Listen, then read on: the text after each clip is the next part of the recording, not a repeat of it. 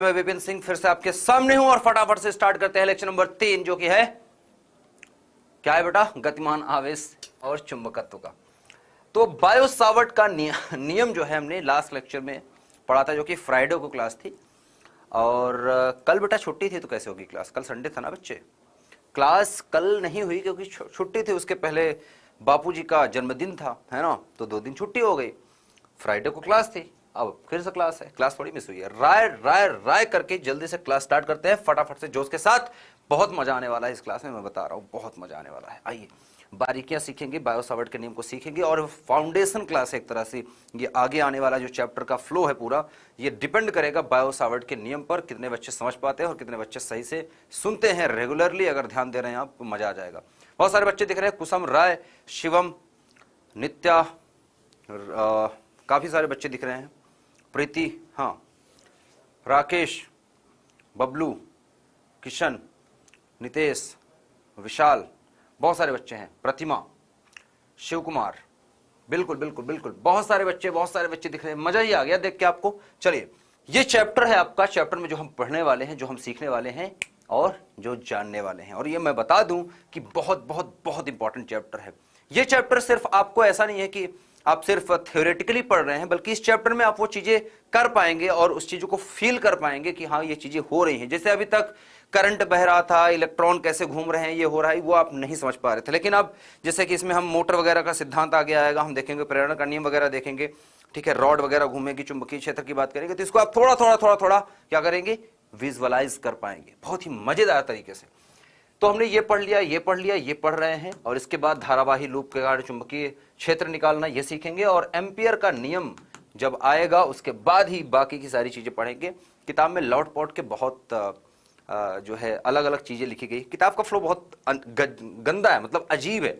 इस चैप्टर को मैं जितनी भी बुक्स में देखा हूं, शायद ही कोई एक बुक मुझे लगी कि ऐसा पढ़ाना चाहिए या ऐसा सही दिया है, ठीक फ्लो दिया है, ठीक है। मतलब 95% प्लस बुक्स जो हैं, और मैं 95% बुक्स में अगर मैं बोलूं सिर्फ बोर्ड की बुक की बात करूं, जितने भी बोर्ड हैं, चाहे वो राजस्थान बोर्ड हो, एमपी बोर्ड हो, यूपी बोर्ड हो, बिहार बोर्ड हो, छत्तीसगढ़ बोर्ड हो, या फिर वो ये बात करें हम उत्तराखंड बोर्ड हो, ठीक है, या झारखंड बोर्ड हो, या जितने भी बोर्ड, ठीक है, बात करें महाराष्ट्र बोर्ड हो, किसी भी बोर्ड के बोर्ड में 100% मैं बोल सकता हूं 100% ये चैप्टर का फ्लो गलत बनाया गया है, जो कि मजेदार नहीं है ना। इवन एनसीईआरटी में भी चीजें आगे पीछे दी गई हैं, ठीक है। कुछ चीजें ऐसी दी गई हैं जिसका उपयोग पहले कर लिया गया है, लेकिन उस चीज को पढ़ते हम बाद में हैं। तो क्यों उल्टा सीधा करना, पहले वो पढ़ लो, उसका बाद उसका उपयोग करो, ठीक है। तो पहले उपयोग कर ही नहीं सकते ना जब तक उसके बारे में जानते नहीं आप। तो चैप्टर का फ्लो जो रखने वाले हैं हम ऐसे रखेंगे। इसके बाद हम ये सीखेंगे, उसके बाद मतलब लूप के कारण चुंबकीय क्षेत्र निकालना सीखेंगे। इसके बाद इस पे आ जाएंगे, सीधे तार के कारण चुंबकीय क्षेत्र निकालना वगैरह इसी से हम सीखेंगे। एम्पियर के नियम से सीख लेंगे, फटाफट से जल्दी हो जाएगा और मजा आएगा। कौन से बुक से पढ़ रहे हो, कहां से हो रहा है, ये दिमाग आप मत लगाओ, ये दिमाग मेरा लगाने दो। आप बस सिलेबस मैच करो, मजा करो बस, ठीक है। आइए स्टार्ट करते हैं। अनंत लंबाई के सीधे तार कारण चुंबकीय क्षेत्र, टोरॉइड, टोरेनॉइड और पैनालिका के कारण चुंबकीय क्षेत्र सीखेंगे, सब सीखेंगे। इसके बाद स्टार्ट होगा गतिमान आवेश की बात। गतिमान आवेश, इससे पहले धारा का चुंबकीय प्रभाव है, अब गतिमान आवेश आ गया। यहाँ पर गतिमान आवेश के कारण सारी चीजें हम सीखने वाले हैं। बहुत ही मजेदार चीजें ही, जितनी भी चीजें हैं बहुत ही मजेदार है, बहुत ही इंटरेस्टिंग, ठीक है, और बहुत ही इंपॉर्टेंट चैप्टर है, ठीक है। JEE main, JEE advanced, NEET, जितने भी एग्जाम्स होते हैं सबका फेवरेट चैप्टर है ये, क्योंकि यहाँ पर कॉन्सेप्ट ही इतने धुआंधार, मजेदार, तोड़ू कॉन्सेप्ट हैं जो कि बच्चों को परेशान कर देते हैं। क्योंकि यहाँ पर सबसे अच्छी बात है भौतिक विज्ञान की, आप अगर इमेजिन कर पाए ना 3D को, कि एक तार है, तार के चारों तरफ चुंबकीय क्षेत्र रेखाएं हैं। अब दिख नहीं रही ना, मैं यहां पर बना भी दूं ना, आप किताब में देख भी लेंगे कि चुंबकीय क्षेत्र रेखाएं बनी है, चारों तरफ इस तरह से घूम रही हैं। आप विजुअलाइज नहीं कर पाएंगे, आपको 2D दिख रहा है। 2D दिख रहा है मतलब प्लेन में बनी हुई चीजें दिख रही हैं, आपको 3D नहीं दिख रहा है। और 3D कभी देख भी नहीं पाएंगे आप, 3D कभी आपको दिखेगी भी नहीं। सिर्फ फील जो आप कर पाएंगे ना, वो सिर्फ आपका दिमाग ही है। अगर आप कर पाए वो कि ऐसे घूम रहा है, ये हो रहा है, इस पर बल इधर लगेगा, फ्लेमिंग का नियम बताऊंगा आपको, तो देखेंगे क्या किधर नियम लग रहा है, किधर बल लग रहा है, किधर चुंबकीय क्षेत्र रेखा है, किस तरफ से घूम रही हैं, ऐसे ऐसे होता है। तो कुल मिला के ये आपके ऊपर है कि आप कितना अच्छा सोच पाते हैं, कितना अच्छा हाइपोथेटिकल सिचुएशंस जो होती हैं कितने अच्छे तरीके से आप उसको इमेजिन करके दिमाग के अंदर ही चित्र बना के और वहीं पर अपने आप को रखकर, जैसे मैं कहूं कि यहां पर एक तार मानो, तो आपको सबको दिखना चाहिए कि यहां पर एक तार है। मैं कहूं कि इसमें करंट इधर जा रही है, तो आपको दिखना चाहिए आंखों के सामने, आप मुझे भी देख रहे हैं और आपको तार भी दिखना चाहिए कि सर यस यहां पर एक तार है और इसमें करंट इधर जा रही है। अब मैं कहूं कि यहां पर करंट इधर जा रही है, चुंबकीय क्षेत्र रेखाएं नीचे से ऊपर की तरफ जा रही है, छत की तरफ, जमीन से निकल के ऊपर की तरफ चुंबकीय क्षेत्र रेखाएं जा रही है, दिख रहा है कि नहीं? दिखना चाहिए। नहीं दिखा तो समझ लो कि नहीं समझ में आएगा। फिर अब आपको देखने को क्या मिलेगा कि तार ये है, करंट ये है, चुंबकीय क्षेत्र रेखाएं नीचे से ऊपर, सिर्फ एक लाइन में नहीं जा रही है, पूरे कमरे में ऊपर से नीचे जा रही हैं। ठीक है, ऐसा समझो कि हवा से चल रही है, चुंबकीय क्षेत्र रेखाएं नीचे से ऊपर, तार इधर। अब मैं कहूंगा कि इस पर बल किधर लगेगा, अब सर इस पर बल किधर लगेगा, तो ये निकालना है, यही सीखना है। फिर मैं कहूंगा बल लगेगा अपने तरफ, अंदर की तरफ या बाहर की तरफ या ऊपर की तरफ या नीचे की तरफ या कितने कोण पर। तो ये सब चीजें दिखनी चाहिए, दिखनी चाहिए, यहां से नहीं, आंखों से नहीं, दिमाग से देखो। आंख से तो वो चीजें हम देखते हैं जो सामने हैं, दिमाग से तो हम कोई भी चीज बना सकते हैं ना। अब आपको कहूं कि घर का डिजाइन एक बनाइए, तो घर का डिजाइन, जैसे बहुत सारे आपने इंजीनियर सुने हैं कि घर का डिजाइन बनाते हैं, पुल का डिजाइन बनाते हैं, सिविल इंजीनियर होते हैं, तो उनको कोई पुल देख के थोड़ी आते हैं, पहले से थोड़ी पुल कहीं बना रखा है। कैसे करते हैं? इमेजिन करते हैं कि ऐसा होना चाहिए डिजाइन, पुल कुछ ऐसा होना चाहिए, इसमें यहां पर ये होना चाहिए, यहां पर ये होना चाहिए, यहां पर ऐसे हो जाए तो कम खर्च में, कम लागत में ऐसे बन जाएगा। तो कैसे करते हैं? कुल मिला के इमेजिनेशन, वो अपने अंदर लाइए, डेवलप करिए। फिलहाल चलते हैं आगे की तरफ। सीखने क्या वाले हैं? सीखने वाले हैं बायो सावर्ट का नियम और इसका सदिश रूप। इसको वैसे सीख रखें, बट इसका सदिश रूप, चुंबकीय क्षेत्र की दिशा ज्ञात करने का नियम जो है, कौन कौन सा? पहला नियम है मैक्सवेल का कार्क स्क्रू नियम, ठीक है। दूसरा नियम है दाएं हाथ की हथेली का नियम। दाएं हाथ की हथेली के नियम के अलावा एक और नियम है जिसको हम कहते हैं दाएं हाथ के अंगूठे का नियम, ठीक है। दक्षिण हस्त अंगुष्ठ नियम, बहुत ज्यादा प्योर हिंदी हो गई है, बट आपको उतना ज्यादा नहीं जाना है। दक्षिण हस्त अंगुष्ठ नियम जो बोलते हैं, दक्षिण हाथ, दाहिने हाथ के अंगूठे का नियम, और दाएं हाथ की हथेली का नियम, तो मोरलेस सेम है, एक ही जैसा है। तो मैं उन दोनों नियम को एक ही साथ करके दिखाऊंगा। राय राय बोलना पड़ेगा, लगता है खांसी आ रही है। ठीक है, तो मैं ये बोल रहा हूं कि दो नियम हम सीखेंगे जिसमें हम जानने वाले हैं मजेदार चीज, ठीक है। और इसको अप्लाई करना है, आपको इतना मजा आने वाला है ना, यहां पर अभी बहुत मजा आएगा। आइए देखते हैं, तो स्टार्ट करते हैं। सबसे पहले रीकैप है। रीकैप में आपको बायो सावर्ट का नियम मैंने आपको बताया कि छोटा सा एलिमेंट ले लिया था। बायो सावर्ट ने क्या किया? छोटा सा एलिमेंट लिया, इसमें करंट बह रही है, छोटा सा एलिमेंट काट लिया, कितने लंबाई का? DL लंबाई का। इसकी लंबाई यहां से यहां तक की कितनी है? DL है, ठीक है। और DL एक सदिश राशि है जिसकी दिशा है नीचे से ऊपर की तरफ। इसको पॉइंट A बोल दिया, इसको पॉइंट B बोल दिया। AB धारा अल्पांश, इसमें करंट I बह रही है। करंट I हर जगह है तो करंट I सेम होगी। यहाँ से कुछ कोण पर चले गए, यहाँ पर पॉइंट P था जिसका एंगल थीटा था, यहाँ पर इसकी दूरी R थी और हमें निकालना था चुंबकीय क्षेत्र यहाँ पर। तो छोटे से तार की वजह से निकाल लिया और पूरे तार के लिए निकाल सकते हैं। तो छोटे से तार की वजह से चुंबकीय क्षेत्र कितना आएगा बेटा? dB आएगा। तो dB का मान हमने निकाल के देखा कि सिर्फ मान की बात करें तो dB बराबर देखने को मिला, चार चीजों पर निर्भर कर रही है, I, DL, फिर इनके बीच का कोण साइन थीटा बटे R का स्क्वायर, और यहाँ पर आएगा K। क्या है? नियतांक है। K बराबर यहाँ पर आपको पता होना चाहिए, आपको बताया था कि होता है mu naught by 4 pi. Mu naught का मान भी बताया आपको कि म्यू नॉट का मतलब क्या है, इसका मैंने मात्रक भी निकाल के दिखाया आपको, और गुणे में आ जाता है IDL साइन थीटा बटे R स्क्वायर के।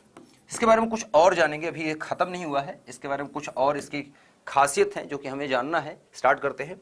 धारा अवयव और अल्पांश की बात करें तो धारा अवयव, अगर अल्पांश लिखा गया है कहीं पर, अल्पांश, अल्पांश का मतलब होता है बेटा अल्प अंश। अल्पांश का मतलब होता है अल्प अंश, अंश मतलब भाग, ठीक है। अल्पांश जो है अल्प अंश की बात कर रहे हैं, अल्प मतलब छोटा, अंश मतलब भाग। तो अल्पांश क्या है? AB है, ठीक है, AB है। लेकिन अल्पांश सिर्फ लिख रहे हैं तो, लेकिन अगर मैं यहीं पर लिख दूं, ठीक है, अल्पांश AB है तथा लंबाई DL है इसकी, ठीक है। अब यहीं पर लिख दो AB बराबर, आप चाहे तो लिख सकते हैं DL के, ठीक है। लेकिन यहीं पर हम लिखे धारा अवयव, अगर मैं लिखूंगा धारा अवयव, अगर बोले कोई या कहीं पर लिखा देखो भौतिक विज्ञान में, अगर धारा अवयव या आपके किताब में धारा अवयव लिखा है, इसका मतलब हो जाता है AB लेकिन सदिश, जो कि बराबर हो जाता है IDL, ठीक है, IDL के। तो ये अल्पांश नहीं है, ये धारा अवयव है। धारा अवयव मतलब जिसमें करंट भी है और वो अवयव। तो छोटा सा भाग है। अल्पांश सिर्फ लंबाई है, सिर्फ टुकड़ा है तार का, लेकिन धारा अवयव वह अवयव जिसमें करंट भी बह रही है, वह अल्पांश जिसमें करंट भी बह रही है। तो शब्दों का अर्थ समझिए, बहुत ही छोटे छोटे शब्द है लेकिन बहुत ही इंपॉर्टेंट हो जाता है। कई बार क्वेश्चन में छोटा सा शब्द दिख जाएगा, धारा अवयव, अब आपको समझ में नहीं आएगा कि क्या है ये धारा अवयव, ठीक है। तो छोटी छोटी चीजें जिनको आपको समझना है, ध्यान रखना है। बहुत बड़ी चीज नहीं होती भौतिक विज्ञान में, छोटी सी चीज होती है जिसको आप ध्यान दे दिए तो आपका भौतिक विज्ञान आ गई, नहीं ध्यान दिए तो आपको भौतिक विज्ञान परेशान कर देगी। क्विज का पहला क्वेश्चन आपके सामने स्क्रीन पर बेटा ये रहा, जल्दी बताइए, जल्दी जल्दी जल्दी जल्दी जल्दी बताइए। हाँ बेटा, विक्रम सर सिर्फ तुम्हारे सर नहीं, हमारे भी सर ही हैं वो, ठीक है। जो 15 साल से पढ़ा रहे हैं वही सर है सही से, ठीक है। समझ में आई बात? तो उनको सब चीज एकदम धुआंधार तरीके से हर चीज वो जानते हैं, बारीकियों को समझते हैं सब्जेक्ट की, और वो जानते हैं कि कहाँ से क्या आता है और सारी चीजें हेल्प करते हैं आपको, ठीक है। और मैं ये दावा नहीं करता कि मुझे बहुत आता है, लेकिन जितना आता है भौतिक विज्ञान, जितनी मैंने सीखी है, जितना मैं जाना हूँ, वो मैं सिखाने की कोशिश करता हूँ। और आज तक तो बच्चों ने सही कहा है कि ठीक है, सही पढ़ा रहे हो, पता नहीं आगे का। तो दिन ब दिन आप लोगों से ही सीखता हूँ। आप लोग जब प्रश्न करते हैं तो अच्छा लगता है ना। डाउट्स कई बार हमें खुद सीखने को मिलता है आपसे। अच्छे बच्चे जब होते हैं तो अच्छा टीचर भी आप बन सकते हैं, क्योंकि अच्छे डाउट्स जब बच्चे पूछेंगे तो आपको मेहनत करनी पड़ेगी टीचर को, और अच्छे बच्चे बहुत ज़रूरी हैं, ठीक है। और सेम चीज़ होता है बच्चों के साथ भी, अच्छा टीचर भी होना चाहिए। सिर्फ बच्चा डाउट ही पूछे और उसका आंसर ना मिले तो मतलब ही नहीं फिर, ठीक है। तो वाइस वर्सा दोनों एक साथ पैरेलल चलना चाहिए। एक आदर्श वोल्टमीटर का प्रतिरोध कितना होता है? ये बहुत पहले हमने पढ़ा था। तो कितना होता है? अत्यधिक नहीं, अनंत। कितना होता है? अनंत। कितना होता है बेटा? अनंत। D is the correct answer, पहले का डी, ठीक है। अगला क्या है? दो चुंबकीय बल रेखाएं कभी नहीं काटती, एक दूसरे को कभी नहीं काट सकती, कभी काटती नहीं, सी, ठीक है। तो ये छोटा सा आज का क्विज का आंसर। आज का जो क्विज है ना, ये आपका बोर्ड का क्विज है, ये बोर्ड में आए हुए डायरेक्ट प्रश्न है। ये आप देखेंगे आपके बोर्ड के प्रीवियस ईयर क्वेश्चन पेपर में देखेंगे तो आपको बोर्ड के पेपर दिखेंगे, बोर्ड के पेपर में आपको ये क्वेश्चन पेपर देखने को मिलेगा, ठीक है, और आपको ये मिल जाएगा, ठीक है। चलिए आगे चलते हैं और स्टार्ट करते हैं बायो सावर्ट के नियम में। थोड़ा सा कुछ और देखते हैं कि क्या है कहानी को थोड़ा और समझते हैं। तो हमने डीएल को काटा था, यहाँ से छोटा सा पार्ट ए बी लिया था जिसकी लंबाई डीएल थी, और डीएल सदिश है, इसमें धारा ऊपर की तरफ बह रही है, करंट आई है, और करंट आई, इसमें भी करंट आई है ऊपर की तरफ, ठीक है। इससे कुछ दूरी पर चले गए थे, यहाँ पर पॉइंट पी था, ठीक है, जो कि कोण थीटा पे है, और आर दूरी पर चल के पॉइंट पी था जहाँ पर हमने डीबी निकाल लिया, और डीबी सदिश है वास्तव में, लेकिन हमने इसका सिर्फ अदिश रूप देखा कि डीबी जो है इसका अदिश रूप हमने देखा। अदिश रूप क्या आया कि I D L sine theta और डिवाइड बाई आया था बेटा आर का स्क्वायर का, ठीक है। तो ये तो आ गया, और इसका मात्रक हो जाएगा टी मतलब टेस्ला, इसका मात्रक भी आपको बताया मैंने। अब ये तो हो गया बायो सावर्ट का अदिश रूप। हमें क्या सीखना है? सदिश रूप। लेकिन उससे पहले, सदिश रूप से पहले कुछ और चीजें सीखनी है। यहाँ पर आप देखिए तो ये व्युत्क्रम वर्ग का नियम पालन करता है। कूलाम का नियम जैसे का पालन करता था, 1/r² आता था, वैसे ही या वैद्युत क्षेत्र की बात करें तो वैद्युत क्षेत्र क्या होती थी? KQ/r²। तो सेम चीज यहाँ पर भी व्युत्क्रम वर्ग का नियम का पालन करता है। तो यहाँ पर लिख सकते हैं व्युत्क्रम वर्ग का नियम पालन, व्युत्क्रम वर्ग के नियम पर, या नियम बोल सकते हैं, व्युत्क्रम वर्ग के नियम का पालन, या आप बोल सकते हैं पालन की जगह आधारित बोल सकते हैं, बेस्ड है, ठीक है। तो सिंपल सी बात है, व्युत्क्रम वर्ग का नियम पालन हो रहा है, और या फिर व्युत्क्रम वर्ग के नियम पर आधारित है। सिंपल चीज ऐसी बोल सकते हैं आप। दोनों शब्द आप यूज कर सकते हैं, दो में से जो शब्द आपको अच्छा लगे, जिस तरह से आप लिखना पसंद करें वैसे ही लिख सकते हैं, कोई दिक्कत नहीं है। बस आपको मेन चीज है कि व्युत्क्रम वर्ग का नियम मतलब 1/r² है ना, तो दूरी के साथ व्युत्क्रम वर्ग जब बोलते हैं, व्युत्क्रम मतलब 1/बटा हो जाता है व्युत्क्रम, और वर्ग मतलब दूरी का वर्ग। तो ये तो सिंपल सी चीज है, ठीक है। चलिए अब ये सब चीजें सीख ली, अब हम सीखेंगे सदिश रूप इसके, ठीक है। लेकिन सदिश रूप से पहले के बारे में आपको बताया था मैंने कि के यहां पर क्या होता है? μ0/4π, और इसका मान हमने आपको बताया था μ0/4π में इसका मान होता है बच्चे, इसका मान होता है 10⁻⁷, ठीक है। 10⁻⁷। के और μ0 का वैल्यू वैसी हो जाएगी, क्या आ जाएगी वैल्यू देखिए कि इसका मात्रक देखें तो मात्रक क्या आएगा? इसका मात्रक टेस्ला होता है, तो टेस्ला मीटर स्क्वायर, ठीक है, टेस्ला मीटर स्क्वायर ये आ जाएगा टेस्ला मीटर स्क्वायर बटे हो जाएगा टेस्ला मीटर स्क्वायर बटे में आ जाएगा आई मतलब एम्पियर, डीएल मतलब मीटर, ठीक है। तो टेस्ला मीटर प्रति एम्पियर, सिंपल सी बात, मीटर से मीटर कट जाएगा, ये हो जाएगा टेस्ला मीटर प्रति एम्पियर। टेस्ला मीटर प्रति एम्पियर इसका मात्रक है। आप म्यू नॉट का अगर मान निकालेंगे तो म्यू नॉट बराबर देखेंगे तो म्यू नॉट बराबर कितना है, म्यू नॉट बटे 4 पाई बराबर 10 घात -7, तो म्यू नॉट बराबर कितना हो जाएगा 4 पाई गुणे 10 की घात -7, मात्रक रहेगा टेस्ला मीटर प्रति एम्पियर ही, ठीक है। तो ये आपका ये जो वैल्यू है ये याद रखना, याद रखो, पूरे चैप्टर में काम आएगी, याद रखो, ये पूरे चैप्टर में आपको कैलकुलेशन जहां पर भी न्यूमेरिकल लगाएंगे ना, न्यूमेरिकल में आपको हर जगह पर ये मान रखना पड़ेगा, म्यू नॉट बटे 4 पाई का मान या तो डायरेक्ट रखना पड़ेगा या तो सिर्फ म्यू नॉट का मान रखना पड़ेगा। तो सिंपल सी बात, म्यू नॉट बटे 4 पाई बराबर 10 घात -7 टेस्ला मीटर प्रति एम्पियर, तो इसमें से 4 पाई का गुणा कर देगा तो म्यू नॉट का मान निकल आएगा, ठीक है। तो 10⁻⁷ के साथ चलेगा।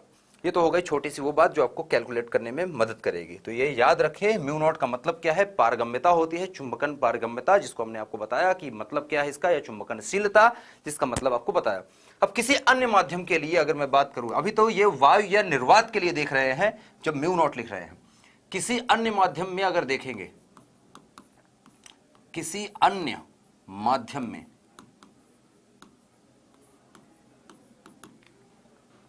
बायो-सावर्ट का नियम,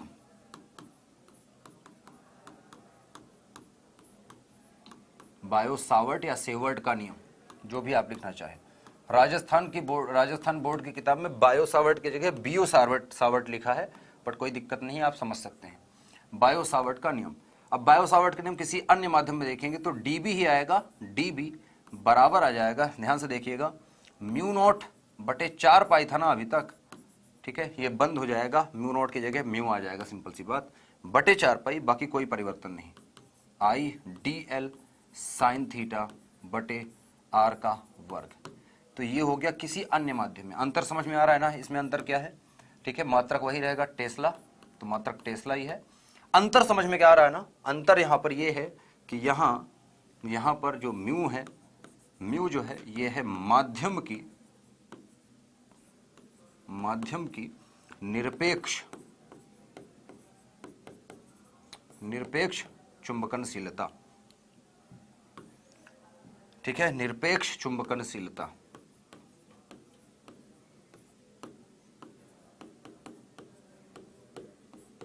यहां पर एक रिजल्ट भी बता दूं, जब रिलेटिव की बात करते हैं, और ये एक और होता है म्यू आर की जब हम बात करते हैं तो ये होता है सापेक्ष, रिलेटिव सापेक्ष, ठीक है, आपेक्षिक इसको बोलते हैं, ठीक है, ये होता है आपेक्षिक चुंबकनशीलता।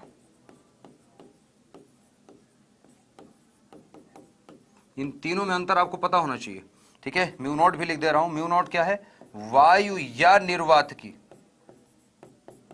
ये बहुत इंपॉर्टेंट है, बच्चे कंफ्यूज बहुत होते हैं, म्यू आर और म्यू नॉट में वायु या निर्वात, ये नोट कर लेना सही बच्चे, न्यूमेरिकल में काम आएगा, न्यूमेरिकल जब लगाएंगे हम क्वेश्चन सॉल्व करेंगे तो, वायु या निर्वात की चुंबकनशीलता। अब तीनों में अंतर क्या है और तीनों में संबंध क्या है, अब ये समझते हैं। पहले तो नाम समझ लें, ये नाम हो गया इनका तीनों का, और तीनों का मतलब समझते हैं थोड़ा सा, ये बहुत जरूरी है। वायु और निर्वात की जब चुंबकनशीलता की बात कर रहे हैं तो म्यू नॉट लिख रहे हैं, किसी माध्यम की बात कर रहे हैं तो म्यू है टोटल, और म्यू आर क्या है, तुलनात्मक है।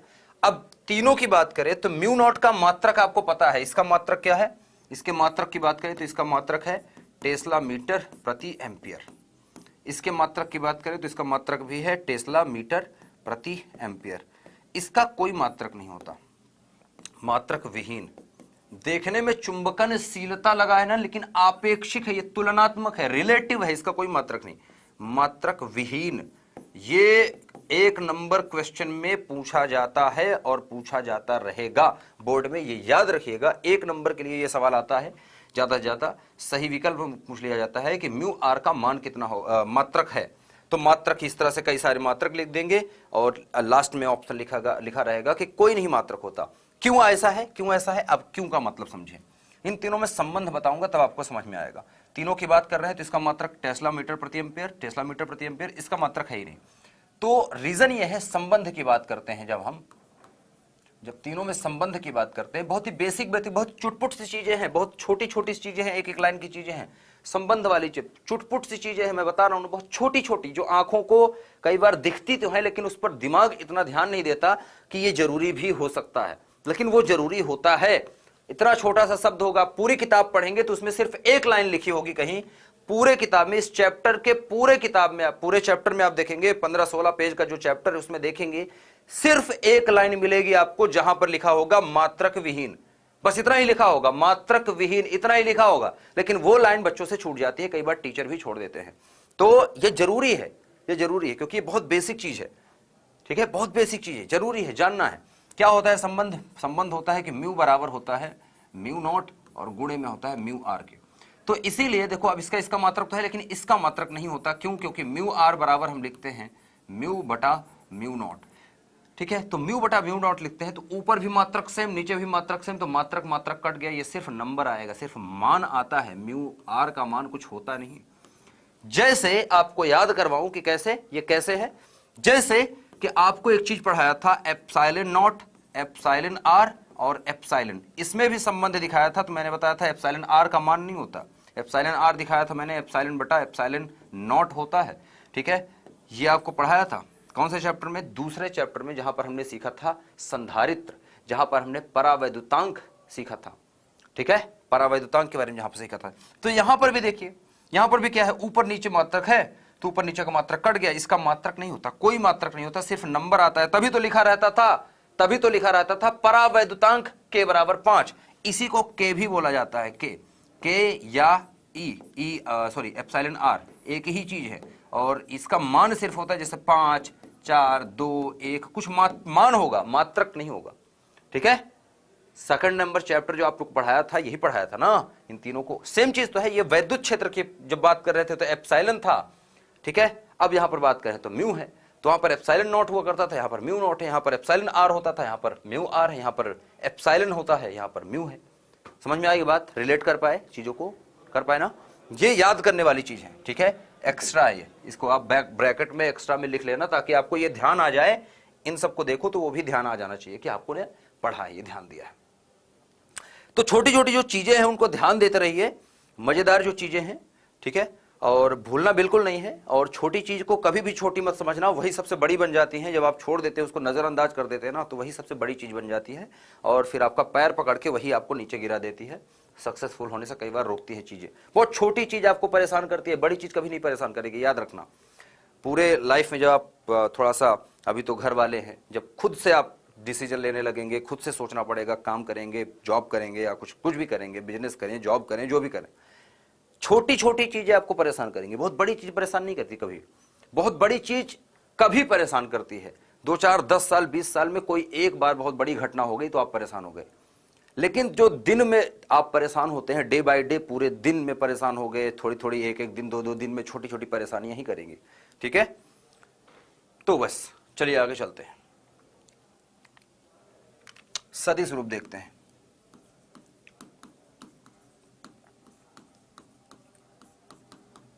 सदिश रूप सदिश रूप 2-3 तरह से दिख सकते हैं। सदिश रूप बहुत कंफ्यूजिंग है, सही से देखना, डीबी सदिश लिख रहा हूं, ठीक है, बराबर म्यू नॉट बटे 4 पाई, इसका तो कोई मात्रक होता नहीं है, खुद ही मतलब इसका तो कोई सदिश होता नहीं, दिशा होता नहीं, ये तो सिर्फ नियतांक है, और गुण में आ जाता है आई सदिश नहीं, अदिश होती है। फिर डीएल यहाँ पर सदिश है, ठीक है, डीएल सदिश है, यहाँ पर याद रखना, आई डीएल साइन थीटा लिख दे, चलो लिख लो, साइन थीटा लिखना है तो वैसे साइन थीटा लिखने की जरूरत है नहीं, जब सदिश लिखते हैं तो साइन थीटा क्या है, कोण है, साइन थीटा कोण है, तो मैं इसको लिख के दिखाता हूं, आई डीएल, और बटे में आ जाएगा आर का स्क्वायर, हम लिख रहे हैं ना, लेकिन अब ये सदिश कंप्लीट नहीं है, क्यों? क्योंकि डीएल क्रॉस आर जो होता है वो देता है हमें साइन थीटा, डीएल और आर के बीच का कोण, डीएल और आर के बीच के कोण से हमें मिलता है साइन थीटा, ठीक है। तो अब इसको क्या लिख सकते हैं, इसको यहां पर लिखेंगे बेटा क्रॉस करके आर, ये, लेकिन नीचे आ जाएगा जब इसको, या सिंपल सा मैं ऐसे लिखूं, इसको थोड़ा सा मैं चेंज करता हूं, पहला सदिश नियम ये है कि यहां पर आर कैप आ जाएगा, ये है पहला सदिश रूप, ठीक है, ये पहला सदिश रूप है। अब आपको सोच रहे होंगे सर साइन थीटा, थीटा तो भाग गया, सीधे थीटा है यहां पर, दिख नहीं रहा है आपको, मैं दिखाता हूं, यहां आर कैप जो है ना, इसको एकांक सदिश है, एकांक सदिश है। एकांक सदिश के बारे में तो पता ही है आपको, इससे पहले भी हमने किया था, कूलाम का नियम इसी तरह से लिखा था, ठीक है। अदिश में आता है बेटा कॉस थीटा, सदिश में साइन थीटा। अब यहां पर आर कैप जो है ये बराबर होता है सदिश आर और बटे सदिश आर का मान सिर्फ मॉड ऑफ आर, या इसी को मैं लिख सकता हूं, या इसी को मैं लिख सकता हूं सदिश आर और मॉड ऑफ सदिश को सिर्फ आर लिख सकते हैं। तो इसका मान अगर उठा के यहां रख दूं तो आपको देखने को क्या मिलेगा, आपको देखने को मिलेगा डी बी बराबर दिखेगा म्यू नॉट बटे 4 पाई। एक तो ये सदिश रूप हो गया, दूसरा सदिश रूप लिखने का तरीका देखिए, ये हो जाएगा आई डी एल, ठीक है, और बटे में आ जाएगा आर स्क्वायर और गुणे में यहां पर आ जाएगा, इसके जगह पर ये वाला मान रख दो, ये वाला रख दो, तो इसका मतलब यही है। तो आर सदिश और बटे आ गया है आर के, इनका दोनों का गुणा होगा तो क्या बनेगा, ये इनका दोनों का गुणा करेंगे तो क्या बनेगा, ये बनेगा डी बी। अब इंपॉर्टेंट फॉर्मूला और फाइनल फॉर्मूला जो कि बच्चों को याद नहीं रहता और बच्चे कंफ्यूज बहुत होते हैं। कंफ्यूज क्यों होते हैं यह भी बता रहा हूं मैं। आई डी एल सदिश, ये लिखा है क्रॉस, डॉट नहीं लगाया मैंने, क्रॉस, क्रॉस आर लिखा है ना ऊपर बटे के, तो क्रॉस आ जाएगा और आ जाएगा आर सदिश बटे में, देखिए क्या है, आर स्क्वायर में आर का गुणा होगा, आर की घात 3 बनेगा, और यही है सही मायने में सदिश रूप बायो-सावर्ट का नियम का टेस्ला। अब आप सोच रहे होंगे कि सर साइन थीटा कहां है, तो साइन थीटा मैं दिखाऊं कहां है, देखिए यहां पर, इसी को मैं अगर अदिश लिखूं तो डी एल क्रॉस आर को अगर मुझे सदिश रूप में लिखना है, सदिश रूप से अगर इसका मतलब निकालूं तो इसका मतलब आएगा डी एल, ठीक है, आर, और इन दोनों का बीच का कोण कितना आ जाएगा, साइन थीटा। तो D L R sine theta, यहां पर आ जाएगा D L R sine theta, तो नीचे आर क्यूब है तो एक आर ऊपर हो जाएगा, एक आर नीचे, आर कट जाएगा, आर स्क्वायर बचेगा, क्या हो जाएगा, I D L sine theta बटे आर स्क्वायर, जो पहले था, मिल जाएगा। आर कैप क्या है, आर कैप बेटा एक दिशा बताता है, सिर्फ आर कैप का कुछ मतलब नहीं होता। आर कैप का मतलब है कि इसका सिर्फ परिमाण होता है, सिर्फ और सिर्फ दिशा होता है, परिमाण नहीं होता। आर कैप का मतलब एकांक सदिश का मतलब ऐसे सदिश, जैसे एकांक सदिश में लिखूं, एग्जाम्पल के तौर पर मैं लिखूं कि आर कैप बराबर अगर मैं लिखना चाहूं तो एक ऐसे सदिश की कल्पना करिए, या ऐसा समझो, मान लो कि आर बराबर दे रखा है 5 मीटर एक्स की डायरेक्शन में, लेट से एग्जांपल आर बराबर सदिश आर बराबर आपको पता है दूरी, तार से दूरी कितनी है, मान लो 2 मीटर है, तो 2 मीटर किधर की तरफ, मान लो एक्स डायरेक्शन में, एक्स का मतलब आई कैप, 2 आई कैप है, 2 आई कैप का मतलब हो गया किसकी दिशा में बेटा, किसकी दिशा में हो गया, एक्स की दिशा में, ठीक है। अब इसका एकांक सदिश में लिखूंगा तो एकांक सदिश क्या हो जाएगा, सिंपल सा आर और बटे इसका मान कितना, इसका परिमाण सिर्फ, ठीक है, ये आ जाएगा आर सदिश कितना है 2 आई कैप बटा इसका मान कितना है 2, तो 2 से 2 कट गया, कितना बचा आई कैप। आई कैप क्या है, सिर्फ और सिर्फ दिशा ही तो बता रही है, दिशा। परिमाण कितना है इसका, परिमाण अगर बात करें तो परिमाण कितना है, परिमाण की बात करें तो परिमाण कितना होता है 1। मान इसका कितना है, एकांक सदिश का मान कितना होता है 1 होता है। एकांक सदिश सिर्फ और सिर्फ दिशा बताने के लिए प्रयोग की जाती है, तो यहां पर दिशा सदिश बना दिया, इसमें सब में सिर्फ सदिश बनाने के लिए यह सदिश हो गया। आर कैप लगा दिया तो आर की जो भी डायरेक्शन होगी, प्रश्न में जो भी दिया रहेगा वो हम कैलकुलेट करेंगे। फिलहाल यहां पर आप ये देख सकते हैं, ठीक है। तो इस तरह से आप इसको कर सकते हैं, सिंपल चीजें हैं। मॉड का मतलब होता है मान बेटा, इसका परिमाण सिर्फ निकाल रहे हैं, ठीक है, परिमाण। मॉड का मतलब हो जाता है परिमाण सिर्फ, हमें दिशा से मतलब नहीं है, सिर्फ हमें मान से मतलब है। नेगेटिव पॉजिटिव नहीं मतलब है, जो भी मान है उसको हम पॉजिटिव में लिख लेंगे सिंपल से। अगर नेगेटिव में भी आ रहा है तो मॉड लगाइए, पॉजिटिव में लिख लीजिए। सिर्फ परिमाण, कितना नेगेटिव है ये नहीं देखना है, या कितना किस दिशा में ये भी नहीं देखना है, सिर्फ मान ले लीजिए, खत्म, ठीक है। ये तो हो गया बात ये। अब चलते हैं थोड़ा सा आगे, कुछ नियम देखते हैं। क्या बात है, अरे आ जाओ आ जाओ आ जाओ, कहाँ गए, ये है मजेदार चीज, इधर देखो। अब कुछ इंपॉर्टेंट नोट्स हैं, इसको सभी बच्चे नोट कर लें या स्क्रीनशॉट, जैसे भी आपको पसंद हो वैसा कर लो। किसी धारावाही चालक के कारण किसी बिंदु पर उत्पन्न चुंबकीय क्षेत्र की दिशा चालक में धारा की दिशा पर तथा चालक के सापेक्ष उस बिंदु की स्थिति पर निर्भर करती है कि कितनी दूर पे ले रहे हैं, किस दिशा में ले रहे हैं। क्योंकि एकांक सदिश हमने लिखाया, दिशा मतलब एकांक सदिश लगा रहे हैं, दूरी मतलब इसका एकांक सदिश जो सदिश है, सदिश का मॉड मतलब आर, तो आर पर और इसकी दिशा पर, दोनों पर, तो इसीलिए सदिश आर इसीलिए लिखते हैं। तो दोनों पर निर्भर करता है। किसी धारावाही चालक के कारण किसी बिंदु पर उत्पन्न चुंबकीय क्षेत्र की दिशा, चुंबकीय क्षेत्र की जो दिशा होगी चालक में धारा की दिशा पर, किस दिशा में धारा बह रही है, इस पर, और चालक के सापेक्ष उस बिंदु की स्थिति पर, चालक से कितनी दूरी पर हम देख रहे हैं उस पर निर्भर करती है। स्थिति पर मतलब उसकी दूरी पर निर्भर करती है, ये दो चीजों पर निर्भर करेगी। अब ये क्लियर होगा आपको धीरे धीरे, अभी हम कैलकुलेशन वगैरह जब करना स्टार्ट करेंगे तो ये चीजें आपको और क्लियर हो जाएंगे, क्रिस्टल क्लियर। कुछ चीजें और हैं। बायो-सावर्ट का नियम का उपयोग सममित धारा वितरण वाले चालकों से उत्पन्न चुंबकीय क्षेत्र ज्ञात करने के लिए किया जा सकता है, इसके अलावा दूसरे तरीके से नहीं किया जा सकता। मतलब कि अगर कोई तार ऐसा हो, कोई तार ऐसा है, मान लो कि ये तार नहीं, एक मोटा सा रॉड है, लेकिन रॉड बड़ा अजीब सा है, रॉड कुछ ऐसा सा है, कुछ ऐसा सा मान लो। ये रॉड क्या है, इस तरह से एक मटेरियल है, कोई एक लोहा है, लोहे का टुकड़ा है जो इस तरह से कटा हुआ है और ये इस तरह से बना हुआ है, ऐसे कुछ ऐसे सा, ठीक है। मतलब कहीं मोटा, कहीं पर पतला, कहीं पर कुछ। अब यहां पर हम डीएल नहीं काट सकते। इसमें मान लो करंट बह रही है, इधर इधर से करंट इधर जा रही है और इधर से करंट ऐसे जा रही है, आई करंट।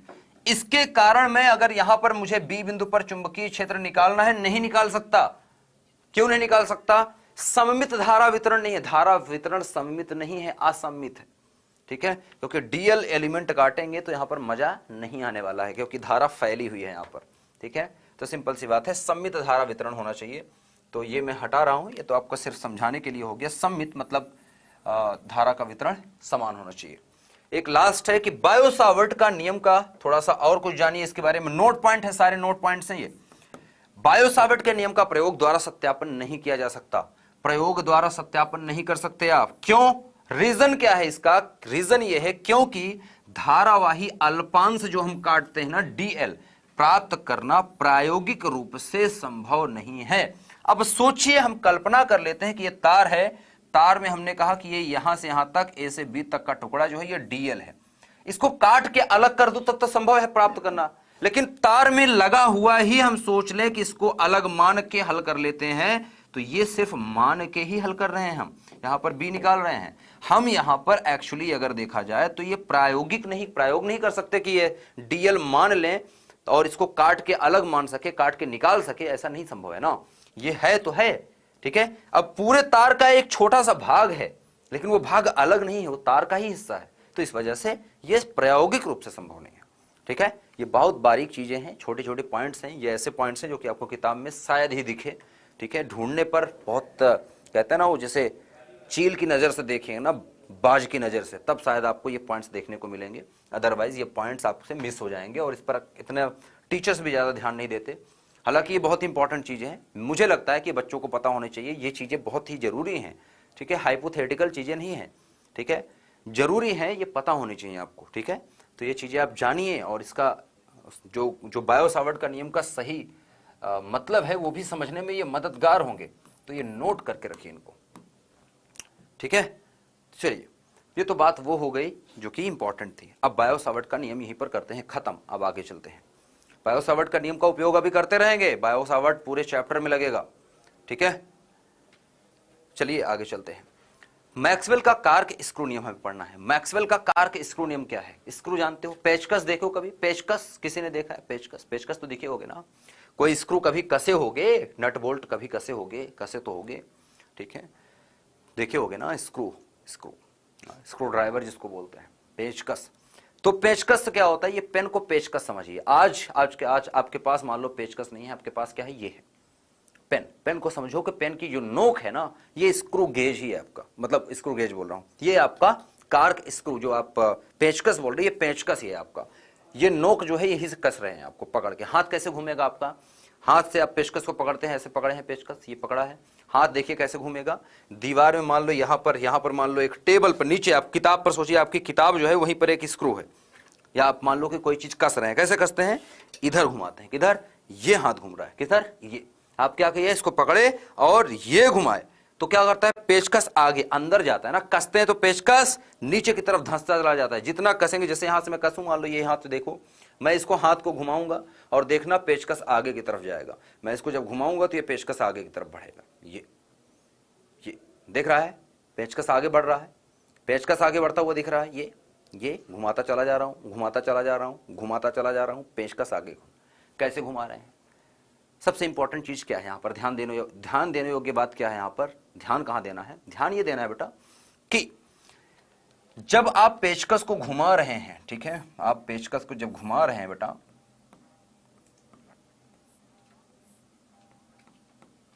जो पेचकस है इसको आप कैसे घुमा रहे हैं, इसको आप घुमा रहे हैं यूं, मतलब इधर से इधर की तरफ घुमा रहे हैं आप, ये घुमा रहे हैं, इधर से इधर की तरफ घुमा रहे हैं कि नहीं। तो पेचकस कहां जा रहा है, पेचकस बढ़ रहा है आगे, ध्यान से देखो, पेचकस किधर बढ़ रहा है, पेचकस बढ़ रहा है आगे। अब ये क्या बताता है, ये बताएगा हमें, ये जो पेचकस है ये हमें बता रहा है कि एक तार में जब करंट बहती है तो चुंबकीय क्षेत्र रेखाएं उत्पन्न किस दिशा में होती हैं। तो इसको समझो, ये एक तार है, इस तार में करंट है आगे की तरफ आई, तो मैक्सवेल जी कह रहे हैं, मैक्सवेल जी बोल रहे हैं कि एक पेचकस जैसे आप कसते हैं, पेचकस को पकड़िए हाथ में, आप सोचिए कि एक स्क्रू को कस रहे हैं, तो हाथ को किस दिशा में घुमा रहे हैं आप, इस दिशा में घुमा रहे हैं। हाथ कैसे घूम रहा है, ये इसको आप तार समझिए, पेचकस को समझिए कि यह तार है। क्या है, पेचकस का मतलब ये जो है ये वो तार है, और तार को आप समझिए, और पेचकस को, ये तार है आपका, और जब इसको आप घुमा रहे हैं तो क्या हो रहा है, ये आगे जा रहा है, इसकी नोक आगे बढ़ रही है, नोक मतलब करंट की दिशा में, इस तार में करंट आगे की तरफ है, तो जिस हिसाब से आप हाथ घुमा रहे हैं, जिस दिशा में आप हाथ घुमा रहे हैं, उसी दिशा में इस तार के चारों तरफ चुंबकीय क्षेत्र रेखाएं उत्पन्न है। अर्थात जिस दिशा में आप घुमा रहे हैं ना, अगर करंट, इसको मैं करंट मान लूं, ठीक है, और इसको मैं घुमाने की दिशा को देखा जाए तो ये चुंबकीय क्षेत्र की दिशा बताएगी। अगर ये पेचकस जिस दिशा में आगे बढ़ रहा है वो करंट की दिशा हम माने, और इस तार को, इसको पेचकस को एक तार माने, तो जिस दिशा में हम पेचकस को घुमा रहे हैं उस दिशा को हम कहेंगे कि ये चुंबकीय क्षेत्र की रेखाओं की दिशा है। समझ में आएगा, ठीक है, नहीं आई, यही तो बोल रहा था कि इमेजिनेशन ही जरूरी है, इमेजिन कर पाया जो बच्चा उसी के बल्ले बल्ले हैं, राय उसी के हैं, नहीं तो फिर तो ऐसे ही है। तो देखिए आगे की तरफ करंट कैसे घुमाएंगे, ये इधर से इधर की तरफ घूम रहा है ना, ऐसे घूम रहा है, ये हाथ पकड़ के घुमा रहे हैं और करंट की दिशा में ये आगे बढ़ रहा है, तो इसका मतलब इसके चारों तरफ जो चुंबकीय क्षेत्र रेखाएं होती हैं, एक तार के चारों तरफ चुंबकीय क्षेत्र उत्पन्न होती हैं, ऑर्स्टेड ने बताया था कैसे है, ऐसे है, इधर से इधर की तरफ घूम रही है चुंबकीय क्षेत्र रेखाएं, इधर से बाहर और इधर से अंदर। तो सिंपल सी बात है, अगर तार को मैं सीधा ले लूं ऊपर की तरफ, करंट ऊपर की तरफ, तो कैसे पेचकस कसेंगे, कैसे, ये ऊपर की तरफ कस, हाथ कैसे घूम रहा है, ऐसे, हाथ कैसे घूम रहा है, इधर से इधर की तरफ, हाथ कैसे घूम रहा है, इधर से इधर की तरफ, चुंबकीय क्षेत्र रेखाएं भी ऐसे ही घूमी है, तो ये चुंबकीय क्षेत्र रेखाओं की दिशा है। समझ में आई। अच्छा, इसको ऊपर अगर मैं दिखाऊं एक, ठीक है, ऊपर वाले पॉइंट पे दिखाऊं तो चुंबकीय क्षेत्र रेखाएं कटी नहीं होती, ठीक है, क्लोज लूप बनाती है। तो चुंबकीय क्षेत्र रेखाओं को यहां से देखेंगे आप, मान लीजिए कि आपकी आंख यहां है, आप यहां पर आंख लगा दीजिए किसी तरह से, आपकी आंख यहां आ गई और आप ऊपर से देखेंगे तो क्या दिखेगी आपको दिखेगी चुंबकीय क्षेत्र रेखाएं इस तरह से तार के चारों तरफ घूमी हुई दिखेंगी, ठीक है। वो चूड़ी वाला एग्जाम्पल बताया था, वैसा ही है ना, वैसा ही है। तो मैंने बताया ना कि सीखिए समझिए, अभी बहुत अब ये जो नियम है ये थोड़ा सा इतना अच्छा मुझे नहीं लगता, मुझे ये नियम इतना मजेदार नहीं लगता, सिंपल सी बात है। इससे भी मजेदार एक नियम है मेरे पास, उस नियम को बताता हूं, बहुत ही इंटरेस्टिंग और बहुत ही मजेदार नियम है, वो नियम जानते हैं, ठीक है। बस 5 मिनट की और बात है। ये नियम तो आपने सीख लिया कि किस दिशा में आप घुमा रहे हैं और किस तरफ से करंट चल रही है। अब सोचो ना कि ये आप खड़े हैं, ये मैं खड़ा हूं, तार एक है मेरे यहां तक से मुंह के पास तक एक तार आया है, एकदम सीधा सा तार, एकदम सीधा जमीन से निकल करके एक तार यहां तक ऐसे उठा हुआ है, और मैं उसको ऊपर से देख रहा हूं, ऐसे झांक रहा हूं। क्या दिख रहा है, करंट ऊपर आ रही है, दिख रही है कि नहीं, करंट ऊपर आ रही है, कहां आ रही है, ऊपर की तरफ करंट। कैसे, तार में करंट ऊपर है, मैं ऊपर से ही झांक रहा हूं, आजा बेटा आजा, करंट आ रही है, कहां दिख रही है, हमें दिखेगा कि इसके चारों तरफ चुंबकीय क्षेत्र रेखाएं हैं। कैसे घूम रही हैं, कैसे घूमेंगी, चुंबकीय क्षेत्र रेखाएं ये घूम रही हैं ऐसे, इस दिशा में नहीं, घड़े की दिशा में घूमते हुए दिखेंगे, यही है चुंबकीय क्षेत्र की दिशा, ठीक है। अब यहीं पर करंट को पलट दो, करंट नीचे की तरफ जा रही है, सोचो कि तार वही है, बस करंट अब नीचे जा रही है। करंट नीचे जाएगी तो क्या हो गया, उल्टा हो गया। पेन को जैसे ही नीचे किया तो अब पेचकस को कैसे कसेंगे, ये कस रहे हैं, उल्टा, इधर से इधर घूम जाएगी। करंट जैसे ही पलट गई वैसे ही जो घूमने की डायरेक्शन थी अभी तक क्लॉकवाइज थी, तो अब एंटी क्लॉकवाइज हो जाएगी। वामावर्त थी तो दक्षिणावर्त, दक्षिणावर्त थी तो वामावर्त हो जाएगी, अगर करंट की डायरेक्शन चेंज कर देंगे तो, ठीक है। अब यहां पर बहुत ही इंटरेस्टिंग चीज है, यहां पर एक चीज और जानना है जिस दिशा से करंट निकलती है तार के, उसको हम रिप्रेजेंट करते हैं डॉट से, उसको हम रिप्रेजेंट करते हैं डॉट से, डॉट। ये मैं कक्षा 10वीं वालों के बच्चों को समझा देता हूं, क्योंकि कक्षा 10वीं में तो ऐसा कुछ है नहीं वैसे, लेकिन मुझे लगता है कि सबसे जरूरी चीज है। अगर भौतिक विज्ञान में मैग्नेटिज्म अगर पढ़ रहे हैं आप, तो क्रॉस और डॉट तो पता ही होना चाहिए आपको, और जिस तरफ अंदर जाती है उस तरफ को हम बोलते हैं क्रॉस। तो तार के इस पार कहीं भी देखिए तो चुंबकीय क्षेत्र रेखाएं ऐसे ही घूम रही हैं, इधर से निकल रही हैं, तो ये डॉट है, जहां जिस तरफ जा रही है क्रॉस है, इसको बोलते हैं क्रॉस, और ये है डॉट। डॉट मतलब डॉट। तो डॉट और क्रॉस, डॉट का मतलब क्या होता है, जहां पर चुंबकीय क्षेत्र रेखाएं निकल रही हूं वो डॉट है, जहां से चुंबकीय क्षेत्र रेखाएं जिस तरफ अंदर जा रही हैं वो क्रॉस है। तो पूरे भौतिक विज्ञान में इस चैप्टर में आप आगे देखेंगे ऐसे क्रॉस क्रॉस लगा है, तो इसका मतलब आप समझ जाइए कि इस बोर्ड के अंदर चुंबकीय क्षेत्र रेखाएं ऐसे जा रही हैं, जैसे पेन को मैं यहां रख दूं ना, तो ऐसी चुंबकीय क्षेत्र रेखाएं अंदर जा रही हैं। और अगर मैं डॉट डॉट बना देता हूं, तो पेन को पलट के रख लो, सिंपल सी बात, पेन को पलट करके उल्टा कर दो, ठीक है, पेन का पीछे वाला हिस्सा रखिए वहां पर, और इसका मतलब पेन की नोक क्या बता रही है, चुंबकीय क्षेत्र की दिशा, कि बोर्ड से बाहर की तरफ चुंबकीय क्षेत्र रेखाएं निकल रही हैं। सिंपल सी बात, समझ में आई क्या? समझ में आई बात? डॉट और क्रॉस का मतलब समझ में आया?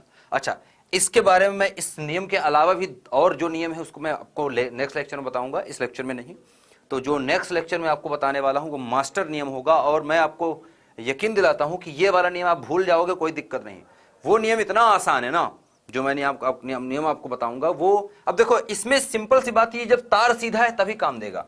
अब अगर सोचो क्या हो कि तार ही बेचारा ऐसे टेढ़ा मेढ़ा है, अब करंट बहाओ इसमें, अब क्या करोगे, कैसे निकालोगे? अब पेचकस कहां से घुमाएंगे हम, यहां पर करंट की दिशा इधर, फिर करंट की दिशा इधर, अब ये घुमा दे तो क्या हो जाएगा तार। अब बताइए चुंबकीय क्षेत्र की दिशा क्या है, अब क्या करोगे? तो अब यहां पर कार के स्क्रू का नियम लगाना बहुत दिक्कत हो जाती है, मैक्सवेल का नियम यहां पर नहीं लग पाएगा, बहुत ही परेशानी वाली चीज हो जाती है। तो मैं आपको ऐसा नियम बताऊंगा कि आप फटाफट चुटकी बजाते ही आप बताएंगे सर इसका आंसर ये होगा, सर चुंबकीय क्षेत्र रेखाएं इधर जाएंगी, सर चुंबकीय क्षेत्र रेखाएं इधर निकलेंगी, इसे फटाफट से आप बताएंगे। तो फिर से मिलेंगे, लेकिन फिलहाल क्विज की तरफ चलेंगे। दाएं हाथ की हथेली का नियम कल, ये रहा आपके लिए, कल आएगा, और आपको कुछ होमवर्क दे रहा हूं मैं, और इन सब की आपको दिशा बता रहा हूं मैं, इनको आपको निकालना है कि चुंबकीय क्षेत्र रेखाएं किधर होंगी, पूरा का पूरा बनाने की कोशिश करिएगा। ये पहला तार है, ये दूसरा तार है, ठीक है, और ये एक तार है जो कि मुड़ा हुआ है, इसका बताइएगा किस तरह से है, और एक तार है इस तरह से, ठीक है। इन सब चित्र को बना लीजिए और देखिएगा कि चुंबकीय क्षेत्र रेखाएं किधर से किधर है, आप बना के देखिएगा इसको, आई करंट इसमें बह रही है, ठीक है। और एक मैं बना दूं, चलो मैं बना देता हूं इसको, ऐसे बना लो, रेक्टेंगल सॉरी एंगल ट्रायंगल बना लो, और इसमें ऐसा मान लो कि करंट इस तरह से बह रही है। तो इसमें आपको बस चुंबकीय क्षेत्र रेखाओं की दिशा बस बनानी है और सोचनी है, एक्चुअली बनानी नहीं है, मुझे मत बताना, बस सोचना, ठीक है, सोचना, खुद से इमेजिन करना कि किस तरह से होगी। तो थोड़ा सा करना। चलते हैं क्विज की तरफ। क्विज का दूसरे क्विज का पहला क्वेश्चन ये रहा, जल्दी से करिए, quiz quiz quiz quiz quiz quiz आ गया, जल्दी से करो। राय राय बोलने के बाद तो खांसी भाग गई, आप लोग कैसी बात कर रहे हैं, राय राय में बहुत दम है बेटा, समझे? दम नहीं है क्या राय राय में? अरे बहुत है। चुंबकीय क्षेत्र का मात्रक क्या होता है, ये फालतू का प्रश्न है, आप बता सकते हैं, फिर भी बताया जा चुका है इसलिए पूछ रहा हूं मैं, लास्ट लेक्चर में आपको बताया था ये। हो गया। अगला, गतिमान आवेश उत्पन्न करता है क्या? क्या उत्पन्न करता है? गतिमान आवेश क्या उत्पन्न करेगा? केवल चुंबकीय क्षेत्र, केवल वैद्युत क्षेत्र, चुंबकीय क्षेत्र और वैद्युत क्षेत्र दोनों, वैद्युत तथा चुंबकीय क्षेत्र दोनों में से कोई नहीं, जो भी आप बता सकें। ये क्वेश्चन भी आपसे लगभग पूछा था मैंने, लेकिन पूछने का तरीका थोड़ा अलग था, बट पूछा था। क्वेश्चन मैंने पूछे, मैंने आपको जैसे बताया कि आज के जो क्वेश्चन है वो किसी एंट्रेंस एग्जाम के नहीं है, वो सिर्फ आपके बोर्ड के एग्जाम में जो प्रश्न आए हुए हैं वही क्वेश्चन डायरेक्ट हैं। जो भी क्वेश्चन मैंने पूछा है आज की क्लास में, ये सारे के सारे आपके बोर्ड में आए हुए क्वेश्चन हैं, और ये सारे आप क्विज के क्वेश्चन को लिस्ट करके एक जगह रख सकते हैं, कॉपी में एक तरफ इसको लिख सकते हैं। तो ये सारे क्वेश्चन आपको बहुत काम देंगे अगर प्रैक्टिस करते रहेंगे तो। चुंबकीय क्षेत्र का मात्रक बेटा वेबर पर मीटर स्क्वायर होगा, B is the correct answer, ठीक है। टेस्ला या वेबर प्रति मीटर स्क्वायर, या इसको लिखते हैं न्यूटन प्रति एम्पियर मीटर, ठीक है। तो 3 मात्रक होते हैं, और तीनों मात्रक याद रखिएगा, ये तीनों एसआई मात्रक हैं। एक मात्रक होता है गॉस, तो 1 गॉस इक्वल टू होता है 10⁻⁻4 टेस्ला का, इसके उल्टा 1 टेस्ला बराबर 10⁻⁻4 गॉस। और गॉस जो होता है, गॉस ये होता है CGS मात्रक। ये सारे के सारे होते हैं, ये सारे के सारे हैं SI मात्रक, ठीक है, ये याद रखिएगा। आगे चले, गतिमान आवेश उत्पन्न करता है। तो एक आवेश के पास इलेक्ट्रिक फील्ड तो होती ही है, एक आवेश Q के पास तो इलेक्ट्रिक फील्ड होती है, लेकिन जब ये चलता है तो इसके पास चुंबकीय क्षेत्र भी होती है। क्योंकि आप करंट में देखें तो करंट का मतलब होता है आवेश का प्रवाह। Q इक्वल्स टू हम लिखते हैं I इक्वल्स टू लिखते हैं Q/T। तो I का मतलब आवेश ही तो दौड़ रहा है, आवेश दौड़ता है तो क्या आता है, चुंबकीय क्षेत्र आता है। तो वैद्युत क्षेत्र एवं चुंबकीय क्षेत्र दोनों, सी इज द करेक्ट आंसर। कोई दिक्कत किसी को है क्या? नहीं होनी चाहिए, ठीक है। तो सिंपल सिंपल चीजें हैं, प्रैक्टिस करिए, मजेदार तरीके से पढ़िए, मजे लेके पढ़िए। रो रो के पढ़ेंगे तो कुछ नहीं सीखेंगे, राय राय करके पढ़ेंगे बहुत कुछ सीखेंगे। जल्दी मिलेंगे नेक्स्ट लेक्चर में।